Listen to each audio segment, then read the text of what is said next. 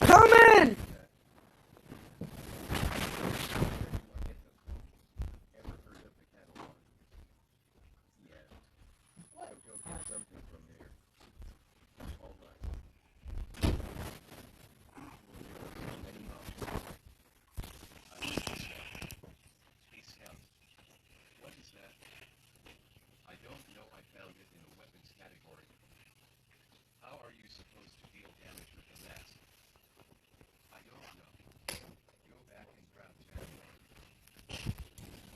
That part will scare them off.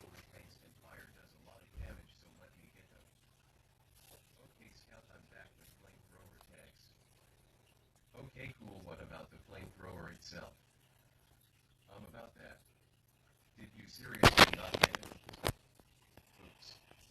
Go back one more time and actually get a strong weapon, man.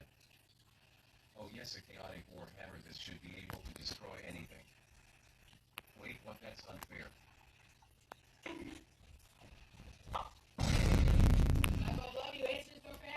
Okay.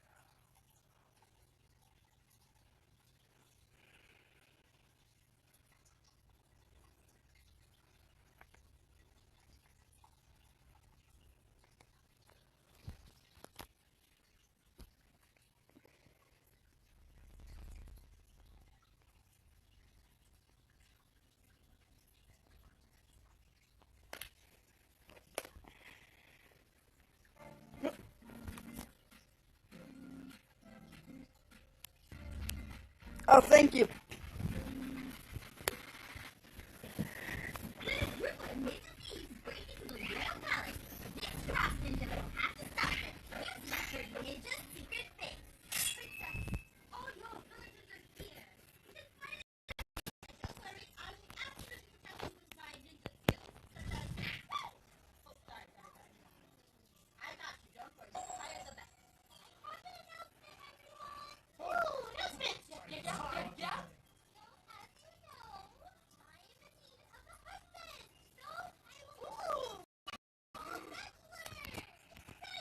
You missed that.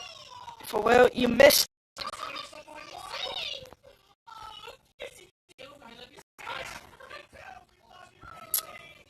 You know, sometimes I hate tower defense. Only when it don't hit the actual target that actually is in its range.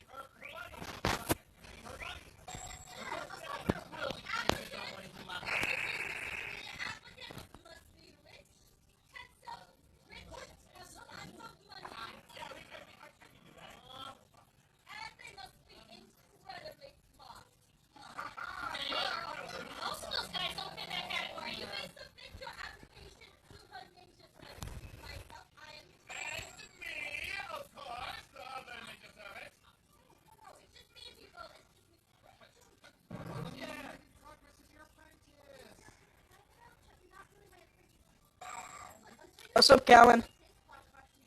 Well, that took me like 5 minutes to process that. That's your name.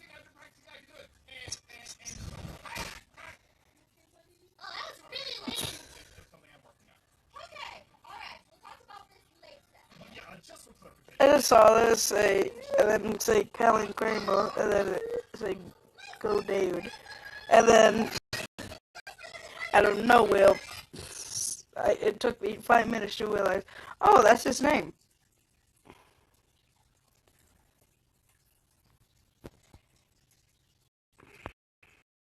It works sometimes.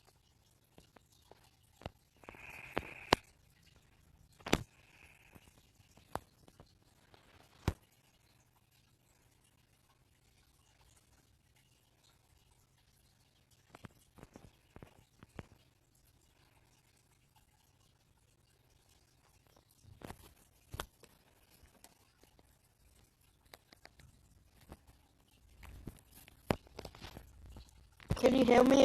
If you can, say yes in the chat.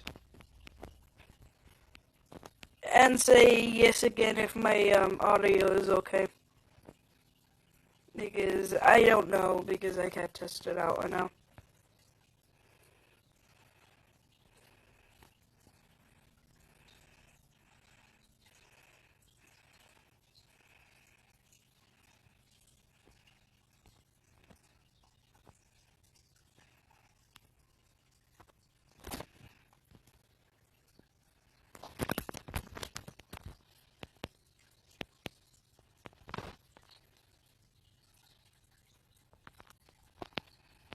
You don't spawn in time anymore?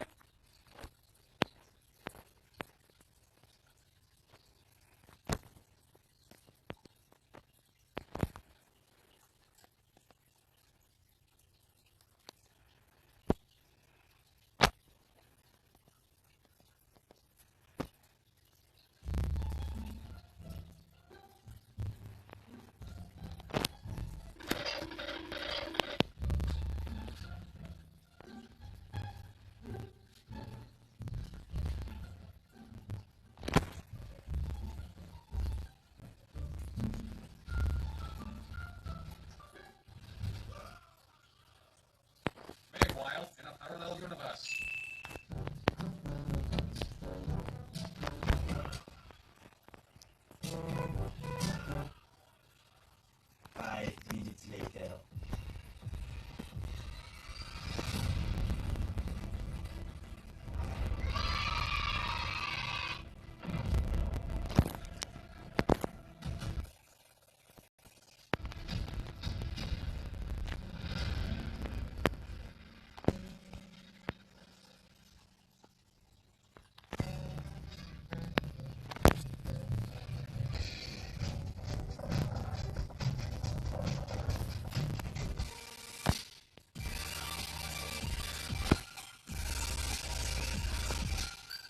That's a sound? Ew. It sounds like wet fish hitting the ground.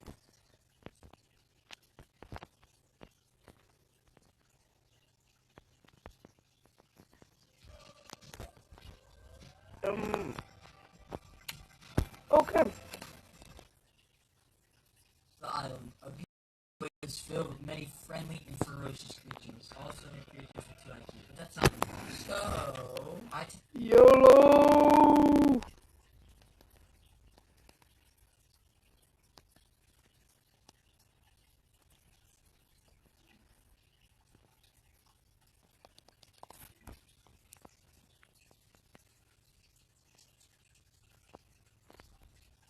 By damage that.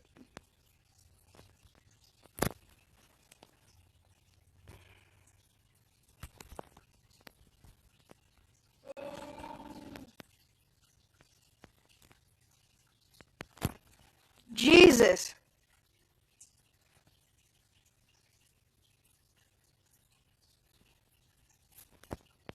My audio sounds horrible.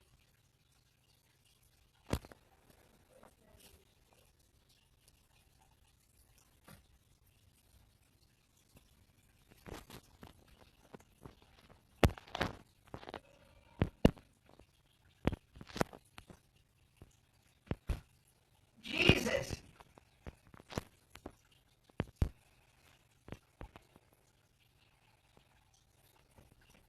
My audio sounds horrible.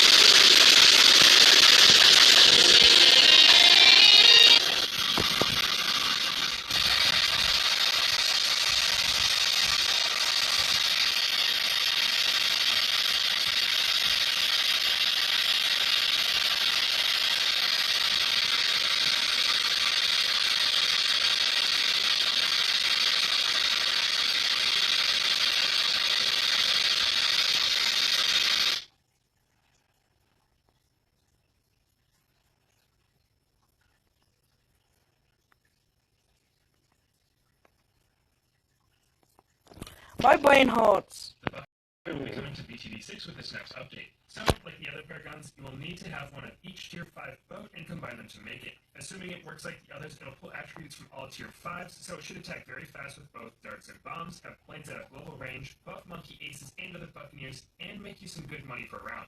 It seems like it'll be the best pair gun so far, but it will have the limitation of needing to be placed on water. Anyway, Ninja Kiwi tweeted that this will be coming soon, and I could not be more excited.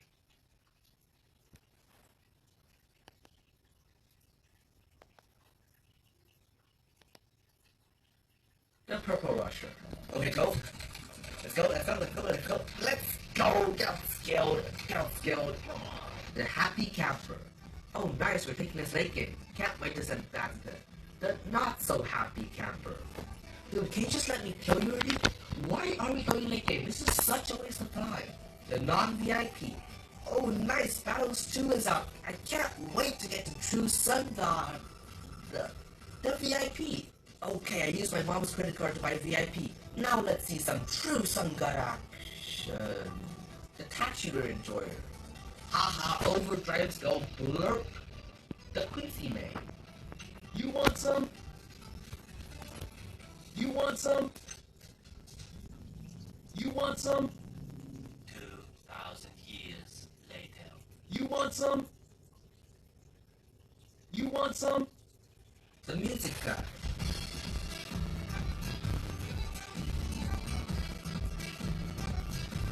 Alright, that Tommy Davis, shoot. Overconfident. Yeah, he's got it out of this much. Let's go. Wait, how did he defend that? The overconfident. Part 2. Good defense. Brush me. I'm just gonna easily defend. What? No, wait. The Rage Gamer.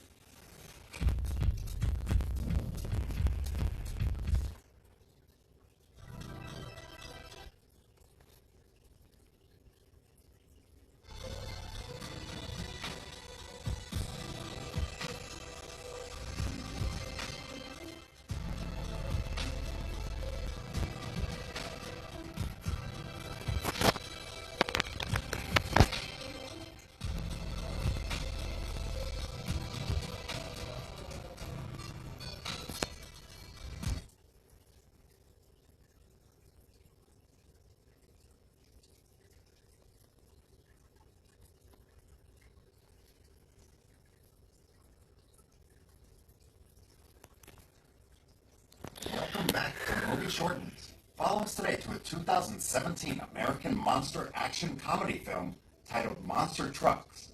Before we start, be aware, there are spoilers. The film begins with a scene of a red car driven by Jim Dowd, who is in charge of a geological research for Terravex, on the way to the drill site. At the same time, Reese Tennyson, the CEO of Terravex, drives a helicopter to the drill site. At the control room, they discover water 2 miles below the surface. After pondering for a while that there cannot be life down there, they decide to punch through. However, to their surprise, they spot something moving on the screen. Following that, the entire site area becomes chaotic. Pumps are blown off and the drill site explodes, turning Dowd's car into a pile of junk. Next comes 3 strange creatures released to the ground. 2 unlucky ones are captured. Burke, a man who works for Terravex, is responsible for capturing these animals. Tennyson hopes that Burke can track down the other animal discreetly. The Department of Fish and Wildlife will shut them down if they know about this. Dowd thinks they should study these animals based on which they can capture the missing one. Later on, they lock up and put the 2 animals into a container. There is another one hiding in Dowd's car. As they don't see anything suspicious, they drag the car to another place. The film follows the life of Tripp, a high school teenager. He complains to his mother about Terravex as they are ruining his hometown, and he also wants to leave this place. When his mother leaves, Rick, a police chief and also his mother's boyfriend, arrives. Tripp clearly doesn't like Rick so much. Tripp rides his bike to the junkyard to work. At this time, Mr. Weather, a paralyzed guy, the owner of the repair shop, arrives with a red car dragged from the drill site. Tripp is about to install in his beloved blue truck a powerful engine that he found. At this time, he sees the news on TV interviewing his father about the accident at the rig. Suddenly, there is a noise outside. He goes out and sees a large hole in the gas tank of the car, as if somebody had ripped it out. The next morning, on the way to school, Meredith and Sam start to talk with him. But what seems to attract his attention are the strange holes on the cars that are exactly like the one he'd seen at the junkyard. In the night at the junkyard, Trip again notices strange noises and decides to check it out. He sees a strange creature with tentacles lurking around behind the barrels. He hastily jumps into the cellar, but a bucket full of oil rolls into the same cellar. The creature somehow miraculously creeps down to where he is hiding and drinks all the oil from the barrel. Trip quickly jumps at the chance to get out, traps it, and calls the police. Ironically, when Rick arrives, he doesn't find anything suspicious at the workshop. The mysterious creature has escaped. Rick thinks Trip is joking and talks badly about Trip's father. During class at school the next morning, as Meredith is complaining about her boring life in town and the evil Terravex company, Trip, who just encountered a new species of animal, suddenly expresses an interest in biology. Meredith then decides to tutor Trip in the evening. That night, Trip determines to catch the animal red-handed. As he expected, the animal looks like an octopus with tentacles, but carries the head of a beluga, shows up, and starts gorging on barrels of oil without noticing Trip's presence. When Trip pulls it out of the crusher, the animal lifts him up with its tentacles and begins to scream at him, as if he is stealing its dinner. Through some interactions, Trip gradually becomes curious and sympathetic to this animal, and the two start to have some fun in the night. Meanwhile, Burke bursts into the police station to ask for more clues about the strange creature he is after. Rick denies and says that there was no phenomenon found at all, just a false call at the junkyard.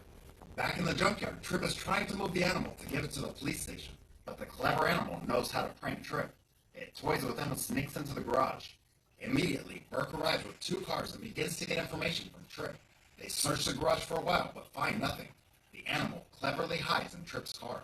At this point, Trip distracts Burke and leads him to the back of the junkyard.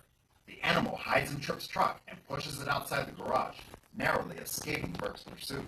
A few moments later, Meredith comes over to the junkyard for tutoring. Trip just wants to chase her away, but Meredith thinks it's quite disappointing when Trip lets her walk home on her own. At this point, the animal makes a sound that catches the attention of Burke's team. There is no other way. Trip puts Meredith in the car and drives off, even though it has no engine. Burke in the rear gives chase, but Trip's car turns onto the trail and plunges into the woods. After a while, the animal stops, waiting for Burke's team to pass, before Trip begins explaining to Meredith about the creature. Meredith takes Trip back to her father's cabin. Here, Trip starts to modify his truck to be compatible with the animal. It is also at this time that he discovers the animal's incredible abilities. At Terravex, Tennyson and Dow discover there's an interconnected underground ecosystem that has been untouched for millions of years. And it should have Just been play untouched. tickets are free when you win instant karma from Credit Karma Money. Every moment together is a gift. La vie est belle, l'encore.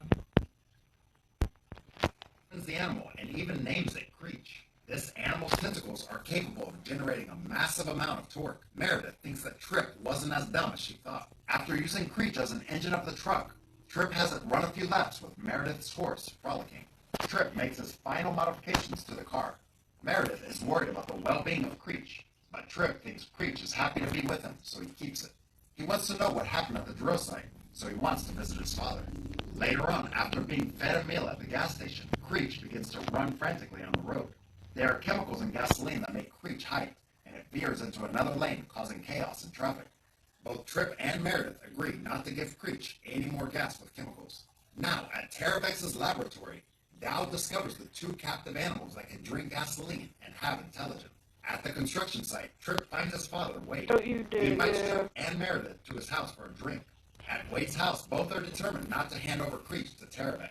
However, Trip's father sells him out to Burke by calling him to have Trip return the car back. When Burke is about to beat Trip, Creech starts the car and rushes to save Trip. In a matter of time, Creech and Meredith successfully save Trip into the car.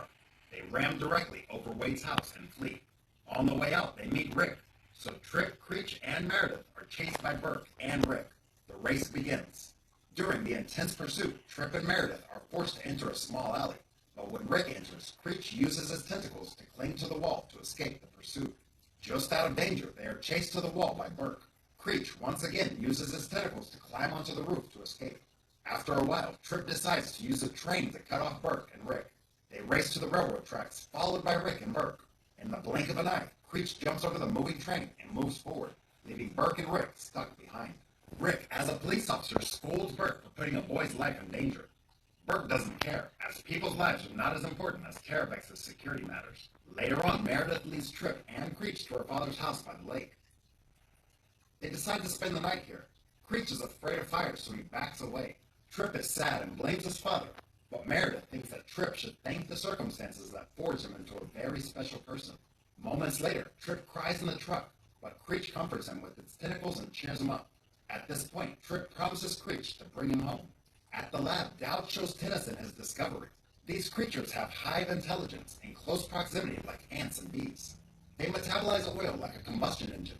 Dowd concludes that it's unethical to kill these animals, but Tennyson does not think so. He insists on killing them, all to protect Terravex's business. As these animals have hive intelligence, during the night, Creech senses something bad happens to the other ones, and heads to Terravex, where the other two are held captive. The next morning, when Trip and Meredith wake up, Creech and the truck are nowhere to be found. Fortunately, Meredith is able to locate Creech and shortly take a taxi to town. When the duo reach Terravex, they find the truck outside. Yo, if anybody's still watching, can you please leave a Soon after, Burke and his team arrive to text, Creech and arrest the duo. At Tennyson's office, please. he deletes all the photos from Meredith's phone and asks them not to reveal anything. When the duo are released, Dowd approaches them and offers to join their side, as he doesn't want to watch those creatures die. But to get the animals out safely, they have to find 2 other cars. After that, Trip convinces Mr. Weather to lend the crane and successfully steal 1 car. Mr. Weather's garage is not enough to process 3 cars in a short time, so they go to the dealership of Sam's father. Here, they take another red truck, which is supposed to be Sam's birthday gift. They all work flat out to modify trucks. At the lab, Dowd feeds the animals for a long trip. The next morning, when Terravex is about to put the animals on the container to be shipped, Dowd hijacks the container and drives it towards the dealership. An agent calls Burke to come. At the workshop, they release all 3 animals to reunite them. It turns out that they are a family. Creech is the child, and the other ones are his parents. Seeing this scene, Trip and Meredith start to hold hands. Now, the 3 animals take control of the trucks, while Trip, Meredith, and Dowd ride on, getting them out of there. Burke rushes over, but it's too late. At this point, all 3 cars are driving in the field. Trip lets all 3 animals run home freely. Behind is a fleet of Burke's cars in hot pursuit. In the meantime, Rick is washing his car and rewinding the tape of Trip's railroad crossing. He receives a report about a truck race and immediately runs over. In the grasslands, Dowd's car is surrounded and clamped, so Meredith's car runs to rescue them, flipping 2 of Terravex's into the air. They continue to go to the top of the hill. Rick is also following to the scene. During the cliff race, Trip and Creech are cornered by a vehicle. Creech quickly jumps over the rocks and gets out of danger. The wicked Burke drives them into the cliff, and Trip is knocked out of a seat, one hand clinging to the door of the car. After seeing this, Rick chases after and rams into Burke to rescue Trip. Burke then pushes Rick's car straight down the cliff. Fortunately, Rick is okay. On the way, they encounter a large container full of poison that aims to be pumped into the tunnel to kill everything down there. They come to stop the container, but the road is blocked by a large fire. They are now sandwiched between the fire and Burke's team. When all seems to end badly, Rick drives a haul truck to relieve them by crushing Burke's fleet and extinguishing the fire. Burke drives away. Trip is happy to see Rick again. At this time, they have got to get there quickly as the poison tank is close to the tunnel. Rick creates a giant slide for the 3 trucks to fly down. Upon a smooth landing, Trip and Creech successfully knock over a container. Meredith and Dowd try to stop the other container that is pumping chemicals. At this point, Burke comes from nowhere and rams Trip's truck, causing it to roll over. Meredith and Dowd jump out of the car and try to stop the pipeline, but fail. Meanwhile, Burke repeatedly attacks Trip and Creech to push them into the tunnel. Trip lets Creech lift Burke's car and knock it over to the pumping container to make it stop working. The poison spills out from the container and kills Burke. Eventually, Trip and Creech are lurking near the edge and plunging into the tunnel. Creech saves Trip from drowning before joining with his parents.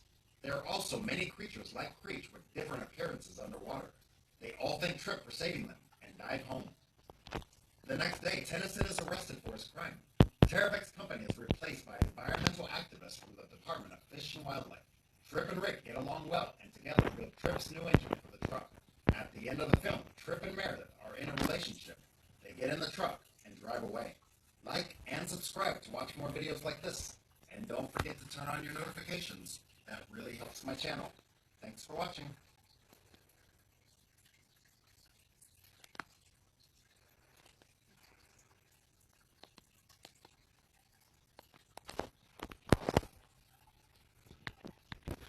If you thought good reviewed movies have to be sad, well, you haven't seen Paul Thomas Anderson's Licorice Pizza. Critics are saying it's a movie you can't help but fall in love. Welcome to Movie Shortens. Follow us today to a 1990 American fantasy romance film titled Edward Scissorhands. Before we start, be aware, there are spoilers. Our story begins with an elderly woman looking out of a window through falling snow to an old house on a hill. She tells her granddaughter a story of a long time ago when a man, known as the inventor, lived in the old house up on the hill, and how he invented a man, but died before he could finish him. Now we see a modern suburban neighborhood where a woman named Peg is trying to sell Avon products door to door, but with not much success. She knocks on the door of Lady Joyce, but Joyce sends her away because she's trying to flirt with the dishwasher repairman. She thinks she'll try the old house up on the hill, so she drives up the hill. As Peg walks through the gate, she sees a beautiful garden with manicured bushes. She knocks on the door, but when no one answers, she pushes the door open and walks in, as she calls out that she's from Avon. When she finds no one there, she walks up the stairs to the attic, with a large hole in the roof and an old bed in the fireplace. Peg sees some movement down the end of the room and walks towards it, only to find in surprise the strange figure of a man walking towards her with scissors where his hands should be. He tells her his name is Edward, and he lives there alone because his father has died. Peg tells him he should come home with her. We see Peg and Edward driving along the road, and Edward seems very happy to be going somewhere. As they drive through the neighborhood, all the locals are watching. Now we see Marge on the phone to Helen, gossiping about Peg driving by with a man in her car. It seems that the whole neighborhood is talking about Peg and her new friend. Inside Peg's house, Peg is showing Edward the family photos. Edward seems very fascinated by the photos of Peg's daughter, Kim. Peg shows him through the rest of the house. She gives him some clothes to change into and leaves him in Kim's room to change. Edward touches Kim's waterbed, but one of his scissors puts a hole in the mattress, and water starts squirting out of him. He attempts to dress himself, but has no luck until Peg helps him. Meanwhile, all the women in the neighborhood are congregating outside Peg's house, hoping to get a look at Edward. It's not until evening when the women's husbands start arriving home that the women actually leave Peg's house. Now, Edward is having dinner with Peg, her husband Bill, and their son Kevin. Edward can't pick up the knife and fork with his scissor hands. After dinner, Edward goes to bed on Kim's waterbed but feels a little uneasy. The next morning, Peg experiments on Edward's face with all of her different beauty products. In the backyard, Kevin and his friend Max are in the cubby house, and Bill is trimming a bush. Edward watches Bill, then sets to work with some trimming of his own, and transforms the old bush into a dinosaur. Bill and the boys are amazed. Peg listens to the answering machine playback, which is filled with comments about Edward. Outside, Edward has just finished trimming another bush. A woman named Esmeralda walks into the yard and tells them that Edward is from hell, and she's scared of Edward, so she quickly leaves. Peg answers a knock at the front door. A group of her friends are anxious to meet Edward, so they suggest a barbecue. But Esmeralda stands nearby and warns them that Edward is a perversion of nature, and they must resist him. They pay her no notice, so she leaves. In the kitchen, Edward chops up a cabbage, and as he watches Peg open a can, we see a flashback in time when the inventor was using his machinery to make cookies. Now we see Peg's backyard with all of her neighbors having a barbecue, meeting Edward. They're all fascinated by him. It's evening, and Edward is lying on the bed, remembering a time when the inventor was teaching him etiquette. Outside, a van pulls up, and Peg's daughter Kim and her friends have just arrived back from their camping trip. Kim kisses her boyfriend Jim goodbye and goes into the house. Everyone is in bed, so she goes upstairs to her bedroom and starts to undress. When she sees Edward lying in her bed, she screams in panic. Edward gets such a fright, and as he sits up, he punctures the waterbed with his scissor hands. Bill and Peg calm Kim down and explain that he's come to live with them. Bill takes Edward into the den and opens the sofa bed for Edward, then pours 2 whiskeys and tells Edward it's lemonade. Bill gives Edward a straw to drink his whiskey, and when Edward is finished, he can hardly breathe. In the den, Peg introduces Kim to Edward, but Edward collapses from too much whiskey. The next day, Edward is in Joyce's backyard trimming the bushes for her. She brings him a drink, but when she tells him it's lemonade, he throws up. Now, we see Kevin at school, and he's brought Edward with him for show and tell. All the kids think he's wonderful. Back in the neighborhood, we see every house now has a beautifully manicured bush. That night, Kim's boyfriend Jim and her girlfriend Suzanne are having dinner with the family. Bill tells Edward that he should be charging people for his gardening work. Edward uses his scissor hands to carve the roast. The following day, Edward is trimming a bush for one of the neighbors when he looks at her shaggy dog and decides to give it a trim as well. The following day, Edward is trimming a bush for one of the neighbors. Now, there's a lineup of neighbors with their dogs waiting to be trimmed. When he finishes Joyce's dog, she asks him if he could cut her hair.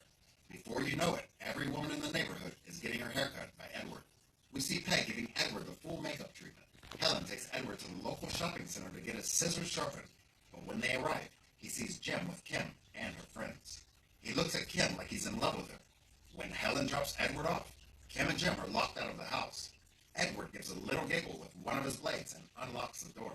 Now, Peg has Edward with her on a TV talk show. The audience asks him lots of questions, but when they ask him if there's a special girl in his life, he doesn't answer. That's when Kim realizes how Edward feels about her.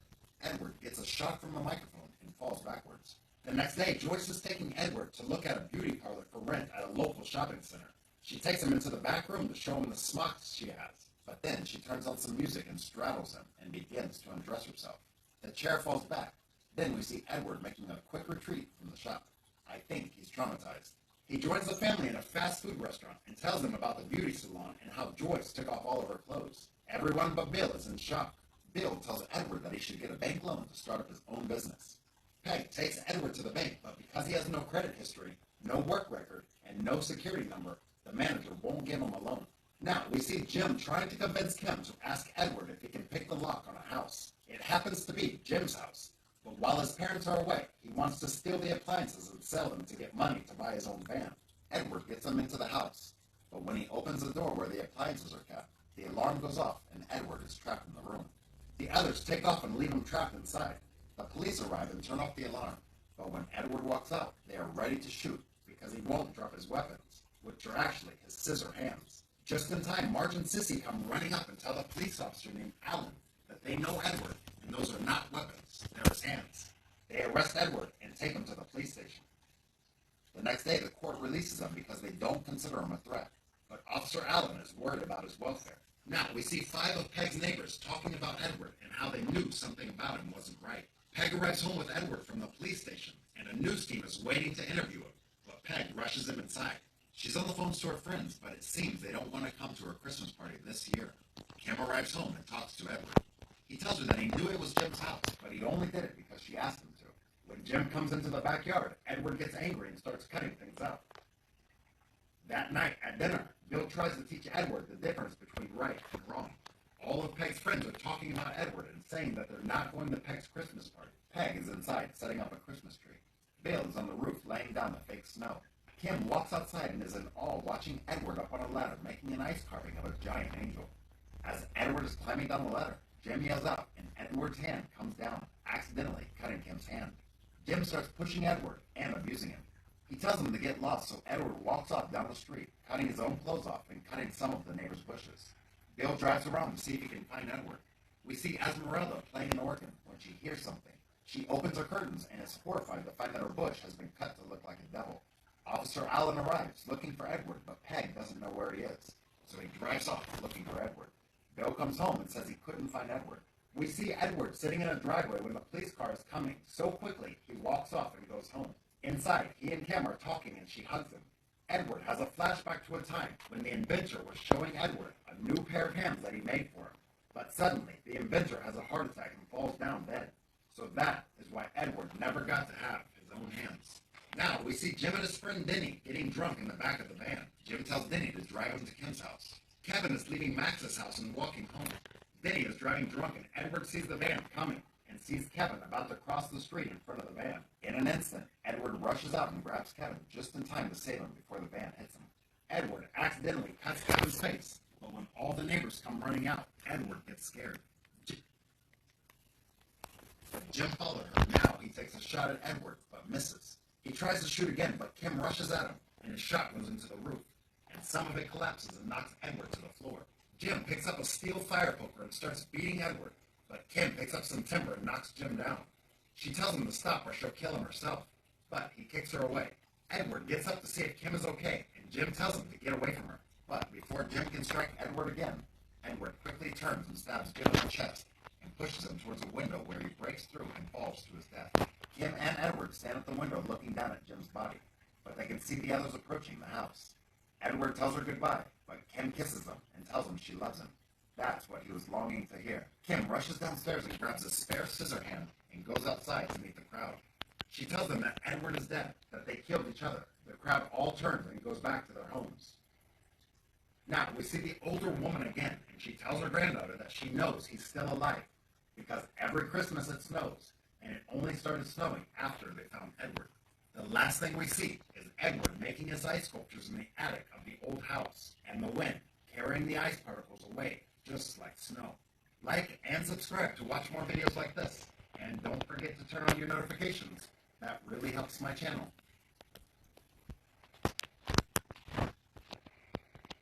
Living with opioid addiction can be a struggle, trapped in a cycle of opioid use, withdrawal, and cravings. For adults with moderate... Everybody knows that your life is a story, but what if the story was your life? And you can even change the tragic ending of it. This is Movie Shortens. Follow us today to a very special American fantasy movie called Stranger Than Fiction, 2006.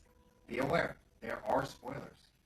The story opens with the narrator's voice introducing our main character, Harold Crick, and his wristwatch. Harold has an obsession with numbers and calculations. He counts the number of times he brushes each of his 32 teeth, the number of steps to the bus stop, and the seconds in his coffee break.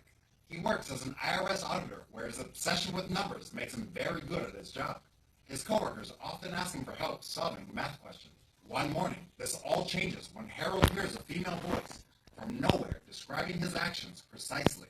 He appears concerned and questions the voice and who it may be, but the voice simply continues to narrate his life as he leaves for work. On his journey, he questions a lady on the street, asking if they can also hear the voice, but it becomes obvious that it is only him. Later at work, he is approached by his friend Dave. Harold, looking startled, tells Dave that he thinks he's being followed by a female voice. He starts filing documents to see if Dave will hear her narration, but again, he realizes that he is alone in this mystery. That afternoon, Harold arrives at a bakery to audit the owner, Pascal, for unpaid tax bills.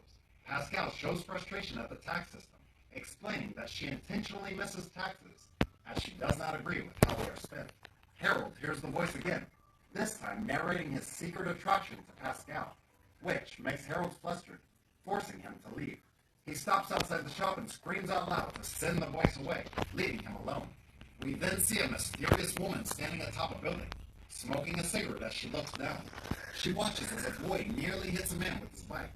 The man, who is watering plants by the road, accidentally sprays water at the woman next to him. The mysterious woman puts out her cigarette and falls off the building.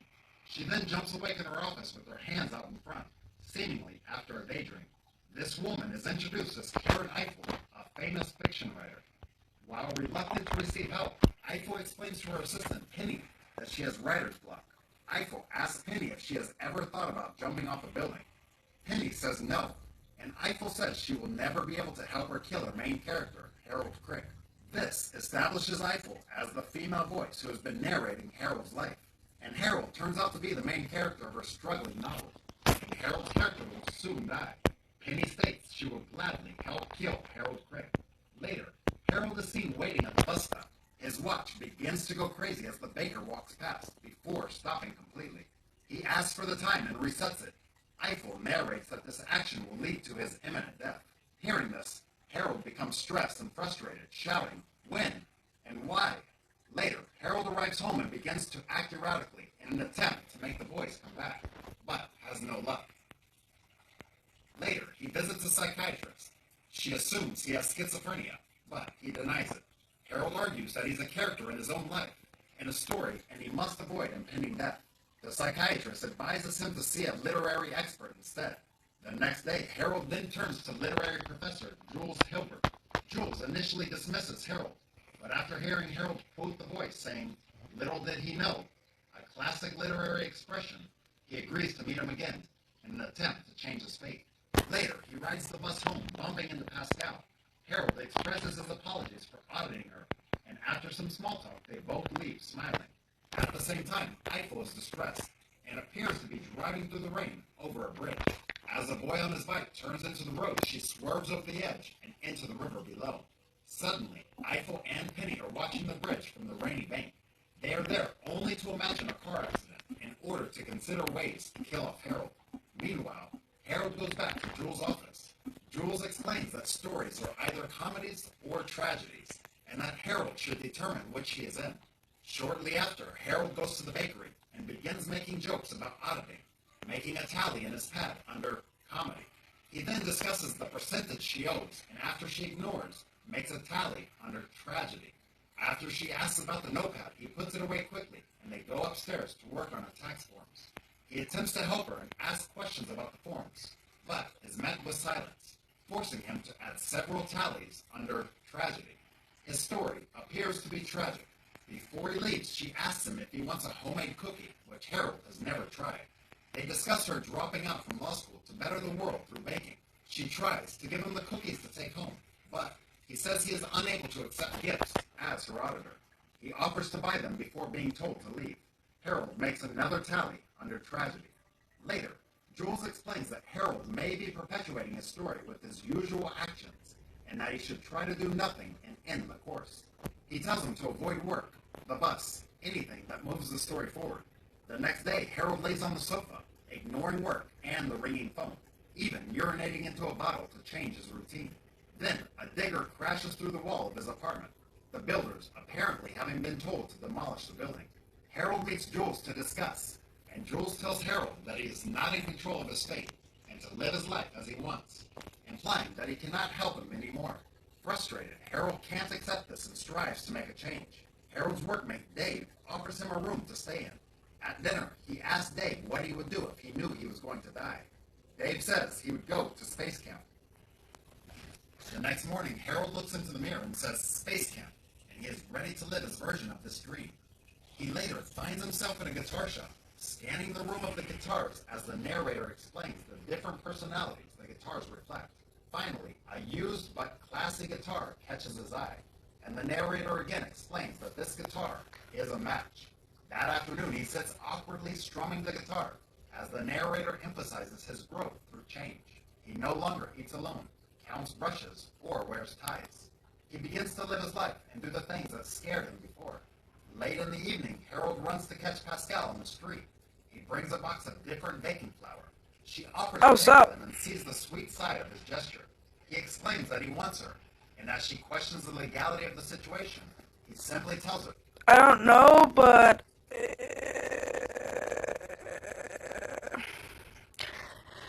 I don't know why, but my mic is horrible. If it's fine on your side, then, okay.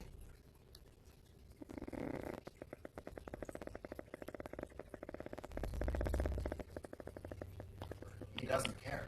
After walking her home, she extends her attraction to him also, and invites him up to her apartment. Harold tells her about his new guitar and his desire to learn. He refuses to play, but as she walks away, he begins to play a song, stopping Pascal in her tracks. She finally leaves and kisses him before the song finishes, stating she wants him too. As they lay in bed, the narrator explains his thoughts, and he realized the moment in the story she was falling in love with him. Harold runs to Jules' office the next day and tells him what happened. Jules had made a list of 7 potential authors of his story. However, it is an interview on TV that catches Harold's eye. He realizes that this woman, Karen Eiffel, is the voice he hears. Jules disagrees, stating that the interview is 10 years older and that her books are tragic tales of death, but Harold is sure. Undeterred, he looks in her old book and finds a publishing company's address, then rushes outside. Elsewhere, Eiffel is out buying cigarettes. An apple rolls onto the road, which inspires her. She later explains to Penny that she has discovered the perfect way to kill Harold. Now at the publishers, Harold tries to locate Eiffel, explaining his situation to the receptionist, but has no luck. He runs back to his office and gathers information from his audit files to locate Eiffel's phone number. With no success, he then rushes to the nearest payphone to try to call, the whole time hearing the narration of his own actions. At Eiffel's studio, she is typing to the end of her story. Her phone rang, she types. Her phone then rings. She ignores the phone twice, but after typing it, What's your name? the third call. Where now? Aiden, I already added you as a friend on Roblox. I can let you go to my old account, go to friends, and find you on there. Harold comes knocking on her door. Both are shocked to see each other, but relieved that they are not crazy. Harold asks Eiffel to reconsider killing him now that they have met. She stutters. He asks if she has already written the end. She nervously replies it as an outline, as Penny enters, holding the pages. She suggests that Harold reads it. Harold then goes to see Jules, asking him to read the story, as he is too scared. Shortly after, the little boy leaves home on his bike, and the woman, who was sprayed by the hose, gets into the bus she drives. Meanwhile, Jules is seen reading the book in his apartment. The next day, Harold arrives at his office to ask about the book. Jules apologizes and explains that the book is a masterpiece, and that it is no good unless Harold dies. He will die anyway, and the book will never be as poetic nor profound without death. On the bus home, Harold takes out the pages and begins to read. He stays on the bus for a long time. Penny then enters Eiffel's studio to find her laying on the ground with tears in her eyes. She asks Penny how many people she has killed, realizing that Harold is just one of the many lovable characters she has killed off. By the evening, Harold has finished the book. Eiffel then exits her apartment just as Harold is getting off the bus. He walks up to her and tells her that he read the book and tells her that there's only one way it can end. Eiffel looks at her, confused, as he says he loves the book and that she should finish it. He hands her the pages and walks away. Later, Harold is at his office after hours. As he hears Eiffel narrate the end of the story, Harold finishes his outstanding audits, makes some phone calls, and goes to Eiffel's for chocolate pudding.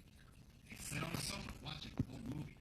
In bed later, Harold tries to tell Pascal how she can deduct the baked goods she gives away from her taxes, so she won't go to prison. The next morning, he goes back to his apartment and sees the destroyed wall as his watch begins to beep. At the same time, the woman is getting ready for work as a bus driver, and the little boy is waking up and getting on the bike. Harold ties his tie and gets ready for work, whilst listening to the narration describe how his life had changed. The narration explains that when Harold reset his watch all those weeks ago at the bus stop, he had reset the watch to 3 minutes late, and that changed the course of his destiny. Harold arrives at the 8:14 for the 8:17 bus. Pascal waits. Stop missing those stupid balloons! The bus is coming. The young boy on the bicycle skids into the street, and Harold rushes to help him. I'm almost level 75, so I can get mortal soon. I don't know how useful that is, but in the real world, a nuke that gets shot out of immortal. Yeah, I think that would kill anything in its sight. After he says he has read the order. Meanwhile, Harold lies in a full-body cast at the hospital, still alive. While he should have died almost instantly, the doctor said he miraculously survived because a shard of metal from his watch obstructed the artery from bleeding. Pascal comes in and kisses Harold. As Jules finishes reading Eiffel's revised ending, he expresses his disappointment, telling her it's not the best, but it's okay. She accepts this and tells him she'll revise the rest of the book. When Jules wants to know why she changed it, Eiffel replies that it's a book about a man who doesn't know he's about to die, and then dies. But if the man does know he's going to die, and dies anyway, dies willingly, knowing he could stop it, isn't that the type of man you would want to keep alive? A tragedy isn't a tragedy if it's unexpected. Back at the hospital, Pascal feeds Harold a cookie. Watch style, you know I'm gonna dance like a Russian.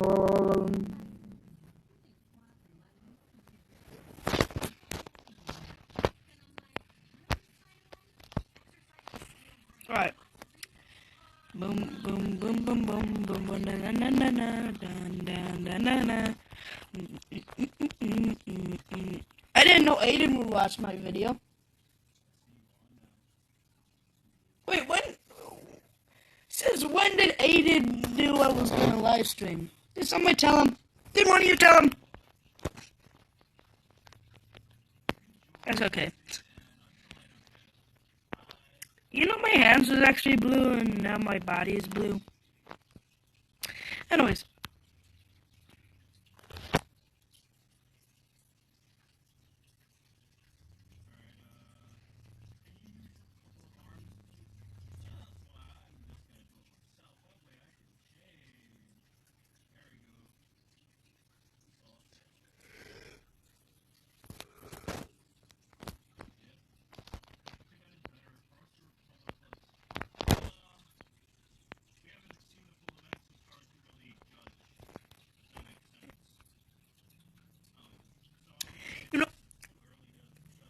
screw it. Screw it. It's fine.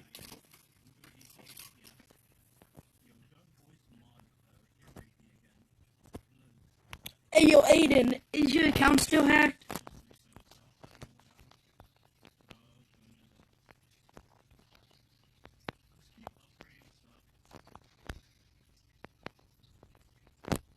Mine still is. I don't even know my password.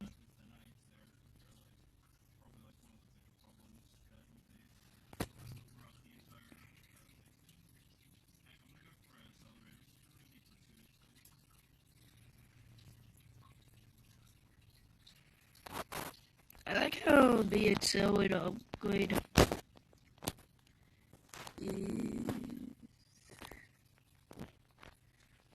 Oh my god, he was unforced the whole time. Oh my god. Yep, this is where I screwed up. I needed him to be unstrong to hit that boss as soon as he spawned. For him to be slowed and for me to put up some defense back here. You know, I hate when things don't go your way, don't you? Yo, chat. Tell me this. Do you hate when it don't go your way, or do you love it when it don't go your way? If you hate it, say no. If you hate it, say yes. If you don't hate it, say no.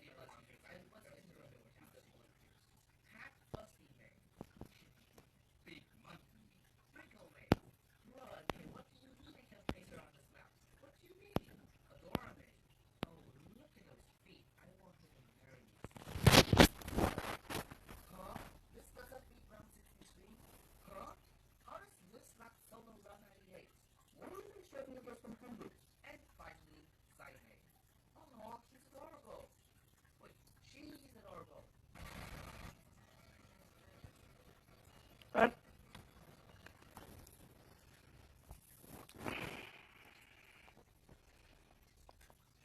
Pimp tripping.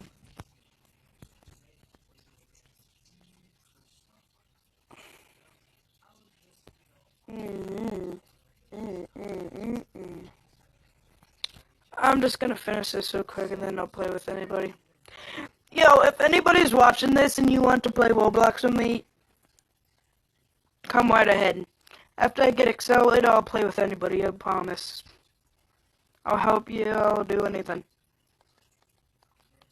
If it's tower defense.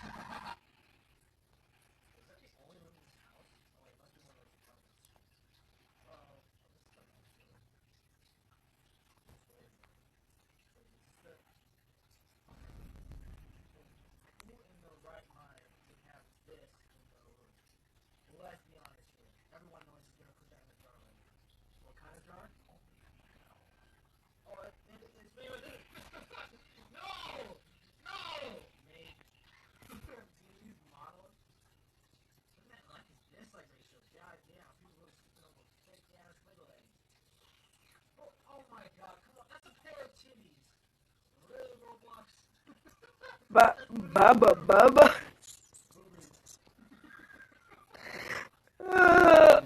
The boost. I just can. I'm also. Let me see.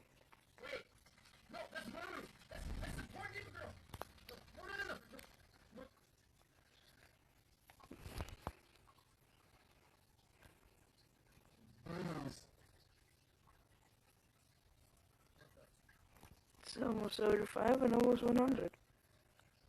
I like grinding. No, I hate grinding so much I would I die.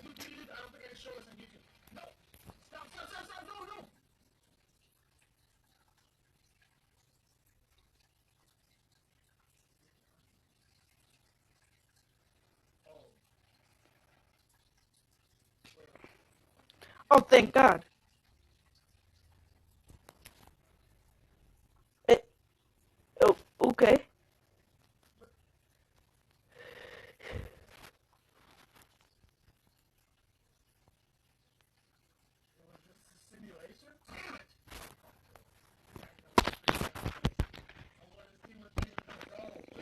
Volley.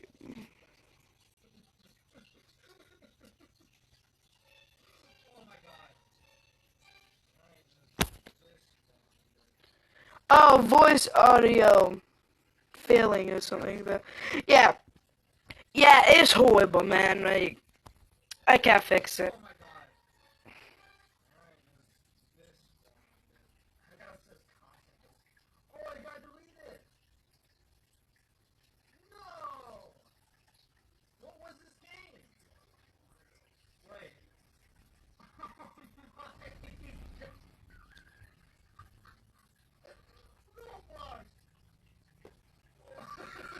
That is why, even if I turn up the volume, it's just gonna sound worse. How do I fix that?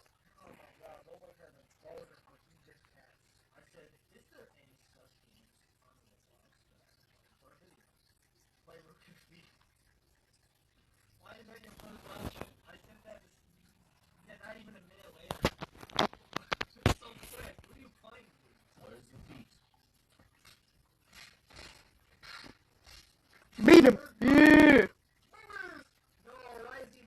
Burbers! Over! I wanna die. Alright, whoever have a foot fetish, good luck. Good luck trying to not come to that. Alright, if you... Oh my god, that just sounds so long and just so weird. Oh no. This is why I wanna die. I ain't got no other. Hi guys, sci-fi recap here. Before we start, Beautiful fox. spoilers ahead. Why can't I have a fox like that? I want a fox. 2020 Chinese fantasy I want that type of fox. called Soul Snatcher. The movie begins with a little fox clinging onto the brink of a cliff. Seeing that fox is about to fall to death, a young boy pulls it up but accidentally slips off the cliff. The fox attempts to help the kid, but his sharp claws scratch his hand instead. Unfortunately, the kid loses his grip and plunges down the cliff. The fox immediately rushes down to help him, but he's not moving at all. Come in! The fox is very sad, and a teardrop lands onto the wound of the kid's hand. 500 years later, What the? fox parents in human forms, all young foxes are gathered. They're going to take on a quest. I said I was coming! I hear you. God. Fix your ale! So you don't want your spicy made chicken? Okay, bet. I'm doing a live stream, I'll eat it later. Oh yeah, I think my sister needs an ear check. She's getting old. Even though I can hear, even though I'm older than her, but I can hear better than her. Several students managed to secure the black elixir, and one of them, Azid, was the best among them, successfully transforms into a five-tailed fox. After that, the elder announces that next month, there will be an opportunity for the young fox spirits to acquire the white elixir of the soul, which only occurs only once in 1,000 years. This white elixir allows the chosen fox spirits to transform into a nine-tailed fox, which is the strongest fox in history. The students then gather around a magic stone to be assigned a mission. Out of nowhere, 13 suddenly shows up and joins the other students, hoping that he will be assigned a mission too. He is extremely happy when a lot is written on his hands, even if it is not as complete as other students. After the ceremony, the chief Come on, explains kill to 13 me. that he's I need destined some to be money, the first money, fox money, to money. become a white fox and returns to heaven. However, he was joking as he later states that 13 was found by the roadside. He adds that 13 has no immortal background at all and must be careful if he doesn't want to be transformed back into his original form. The old man then hands over a knife to help him complete his mission. 13 then goes away to find his elixir while stealing a talking stone, or called Booksy, from him. Because a lot of students have died recently while pursuing their elixir, the elder asks a man to assist 13 as he is not strong enough. Long story short, 13 arrives at a village where a young scholar, Zaijin, is looking for a man in a painting. He meets 13 and asks the same question to him, but is ignored. Booksy informs him that the targeted human or Kaman, who is keeping his elixir, is nearby. When 13 starts looking for him, he comes across an old priest who is able to cure people from their diseases. The old priest traps ghosts in paintings and manages to cure a kid by using blood from one of his paintings. Later, 13 meets Zaijin again. He is shocked and accidentally kicks Zaijin's donkey away, causing it to run away. The donkey comes back and headbutts 13, bringing him with it and wreaking havoc in the entire village. While Zaijin is chasing after his donkey, the old priest secretly casts a protection spell towards Zaijin's body. In the middle of the forest, the donkey drops 13 and runs away. Zaijin begs him to return the donkey, but he runs away and Zaijin chases after him. A few moments later, both of them are exhausted and arrive in an abandoned temple. 13 then realizes that Zaijin is his Kaman and figures out that he is going to take an exam and become a government official. Thus, he becomes kind towards him and promises that he will escort him to the city. Zaijin explains that the man in the painting is Dawan, his elder brother and the donkey's owner, who also went to complete the exam. At night, when 13 is about to kill the Kaman, a guardian who was assigned earlier to assist 13 appears and suggests him to lead the Kaman into a dangerous situation where he will become hopeless and fearful. The next day, the donkey, which is actually 13's guardian, transforming into it, has been found, and it makes the scholar happy. The unlikely duo builds up their friendship as they become travel companions. Since then, Zaijin calls his new friend Xiaobai. They eventually arrive at a misty and quiet village where a lot of scholars are preparing themselves for the imperial examination. Both of them decide to rest there for a night. At night, Xiaobai is lured by a frog that produces gold from his butt. Zaijin follows his path until he meets the owner of the academy. Suddenly, he is attacked by a frog's tongue and is brought to another dimension. The sleepy Zaijin is then welcomed by a giant frog demon. He tries to run away, and suddenly Xiaobai arrives to help him. The frog even uses his power to blow Zaijin and Xiaobai away. They manage to hide, but it doesn't take a long time for the frog to spot them. The demon frog manages to capture Xiaobai and swallow him, while the scholar runs away. It turns out that Xiaobai has been working together with the frog to scare him. However, when Clement comes back to save his friend, this time equipped himself with a torch. The academy owner transforms himself back to the demon frog, whose tongue is burned by him. The frog uses his sucking skill, causing the torch to fly towards his mouth and burn his entire mouth.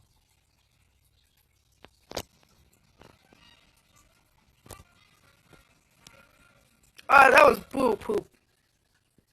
Xiaobai eventually is blasted out of its mouth, hitting the wall like an arrow to the bullseye, while the wounded demon frog is carried away by the guardians to transform into donkeys. Xiaobai reveals his true identity to him, that he is a fox spirit. After he promises that he won't eat him, Sajin comes out and kills I him gotta by go. day. On the other side, But thanks for watching. Like and